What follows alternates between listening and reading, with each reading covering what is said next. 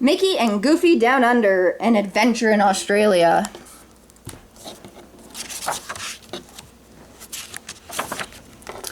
One day, Mickey Mouse and Goofy went to the zoo to see a cuddly koala from Australia. "This is my favorite part of the zoo," Goofy said. "We enjoy the koala. Enjoy the koalas while you can," said Mr. Wenslet, the zookeeper. "If we don't get more leaves for them to eat soon, we're going to have to send the koalas back to Australia." "Gosh, aren't there trees around here?" said Goofy. "These koalas only eat certain kind of eucalyptus leaf from Australia," explained the zookeeper. "Why can't you get more of the kind of leaves they like?" asked Mickey. Mr. Winslet sighed. "I don't know it myself. We've been getting our leaves from the same company for years, and deliveries have always been on time. Suddenly something's gone wrong, but I have no idea what the problem is." Mickey glanced from the worried zookeeper to the children gathered around the koalas. "We can't disappoint the children," he said. "Goofy and I will go to Australia and find out what happened." "That would be wonderful," said Mr. Winslet. "But it won't be easy. You see, I'm not even sure where in Australia the leaves grow. All I know is the name of the company that ships the leaves from Sydney." "Who's Sydney?" asked Goofy. "Sydney isn't a person," Goofy answered Mickey. "It's a big city in Australia." Mr. Winslet invited Mickey and Goofy to his office, where he explained that koalas eat 24 types of the 603 kinds of eucalyptus leaves that grow in Australia. "Unfortunately, the leaves our koalas eat are difficult to find," said Mr. Winslet. "Our supplier Outback Imports should be able to help you. I'll make arrangements to have a guide waiting for you when you arrive in Sydney." After many hours in the air, Mickey and Goofy stepped off the plane in Sydney. "I wonder where our guide is," said Mickey. "Maybe it's that guy over there," said Goofy, pointing to a young man who carried a sign that said, "Welcome, Mickey Mouse and Goofy." Mickey stepped forward to shake hands with their guide, who introduced himself as Sam. Sam had been told all about the eucalyptus problem. He agreed with Mickey that the first step was to visit the Outback Imports to find out what the company knew about the leaves. "The man who brings us those leaves is an old fellow named Dingo Dan," began Mr. Green, the manager of the company. "We've been worried about Dan. He's never been late with a shipment before, but no one's heard from him in over a week." "Do you think he's lost?" asked Goofy. Mr. Green shook his head. "Dingo Dan knows the bush like the back of his hand. I'm beginning to think that something has gone wrong." "We'll do our best to find him," Mickey declared. Mr. Green pointed to a map of Australia. "Dan works around Alice Springs in the Northern Territory," he explained. "Start at the Jumpin' Joey Hotel. Dan checks in there when he's not out in the bush." Mickey, Goofy, and Sam arrived at the Jumpin' Joey and were greeted by its owner, Matilda. She was also very worried about Dingo Dan. "I think the special leaves Dan gathers grow along the Todd River," she said. "No problem," said Goofy. "We'll just follow the river until we find Dingo Dan." "It's not that easy," said Sam. "The Todd River runs underground and the land around it is wild." "Then we better get started right away," said Mickey in a determined voice. Mickey and Sam loaded supplies in the car. They filled some cans with extra gasoline and others with water to drink. They packed tents and mosquito nets for nights outside in the bush. Meanwhile, Goofy had bought a boomerang at a nearby store. "Gosh," he said as he practiced without much success. "If I learn how to throw this thing, I can play catch all by myself." "Right now you're playing fetch," said Mickey, laughing. Soon the three travelers were bouncing over the dusty tracks towards Todd River. Goofy came to a stop to watch a group of kangaroos cross the road. "Kangaroos!" Mickey exclaimed. "Gosh, why do the mother kangaroos carry the babies like that?" asked Goofy.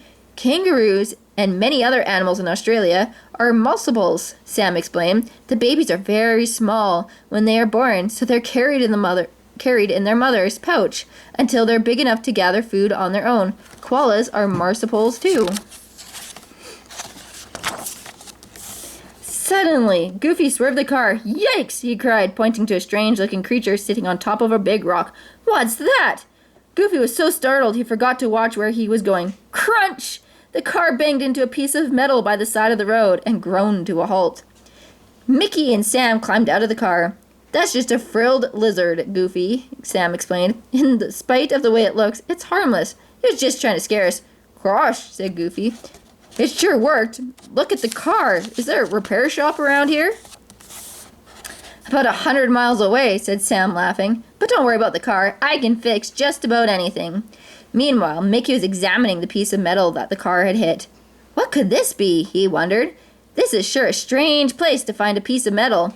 Then Mickey looked up as he heard Sam's voice. Hey, Mickey, called Sam. Let's set up camp here for the night. Great idea, said Mickey as he trotted back to the car. I'll gather some wood for fire. I'll go down the stream to catch some fish for dinner, added Goofy. And I should have the car fixed in no time at all, said Sam. Mickey returned with the wood and began to set up tents. Sam finished fixing the car and pronounced it as good as new. What's taking Goofy so long? Mickey wondered. I'm hungry. Me too, agreed Sam. Let's go down to the stream and see if he's had any luck. They grabbed 2 fishing poles and took off. Hi, Goofy, said Mickey. We came to help you fish. Gosh, said Goofy. I haven't even begun. I don't want to hit this funny-looking duck with the fish hook. But I can't get it to move. Sam and Mickey laughed. That's no duck, Goofy, said Sam. That's a platypus. A what? Said Goofy in a puzzled voice. A platypus, Sam repeated. Platypuses are mammals, but they lay their eggs and have duck bills. We're probably near her nest. That's why she won't move. Mickey, Sam, and Goofy moved downstream, and before long they caught plenty of fish.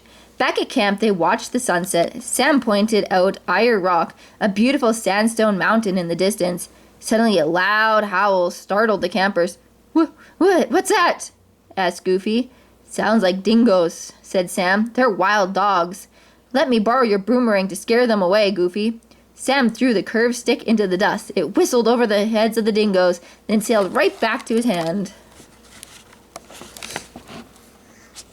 The next morning, everyone woke up bright and early. As Sam finished loading the car, he noticed Goofy playing with a little yellow dog. Goofy, Sam cried, get away, that's a wild dingo. Gosh, said Goofy, I never seen a wild dog with a collar before. Sam and Mickey curiously walked over to the dog, who was indeed wearing a collar. The dog wagged its tail happily. This one isn't wild, Sam observed. It belongs to Dingo Dan, Mickey exclaimed, reading the tag on the dog's collar. At the sound of Dingo's name, the dog jumped up and began to run down the road. Mickey, Goofy, and Sam followed. They followed the dog to a clearing where an old man was sitting by playing. You must be Dingo Dan, said Mickey, introducing himself. Goofy and Sam. Good day, mate, said Dingo Dan, shaking Mickey's hand. I'm glad to see you here. What happened to your plane? Asked Sam. I can't figure it out, said Dan. Something went wrong a couple weeks ago. I made an emergency landing, and I've been stuck here with my dog, Digger, ever since. Let me take a look at your plane, said Sam. Maybe I can fix it. Sam walked around the plane. Then he said, There's a piece missing here. We'll have to go to Sydney for a replacement. Oh dear, said Dan. I promised the zoo a shipment of leaves over 2 weeks ago. How are they going to feed the koalas? Mickey thought for a moment. Then he snapped his fingers. I'll bet I can help, he said. Wait right here. In a little while, Mickey returned with the piece of metal that his car had hit. Is this the missing piece? It sure is, said Sam. Allow me, he told Dingo Dan, and he made the repair quick. You're pretty good at fixing planes, Dan said to Sam. What would you think about being my partner? This plane is almost as old as I am, and we both break down quite a bit. Sam agreed happily, and he and Dingo Dan shook hands. Now the koalas are sure to get their leaves on time, exclaimed Goofy. Back at the zoo, the koalas munched happily on the fresh shipment of their favorite leaves. I'm sure Dingo Dan and Sam will be able to deliver all your shipments on time from now on, Mickey told Mr. Winslet. I can't thank you enough, said Mr. Winslet. You and Goofy saved the day. We're the ones who should be thanking you, said Mickey. We had such a wonderful time in Australia, didn't we, Goofy? Goofy! Mickey looked around to see Goofy lying on the ground in front of the koalas. Goofy, what are you doing down there? Mickey asked. Guess what? Goofy said happily. I finally got the boomerang to come back.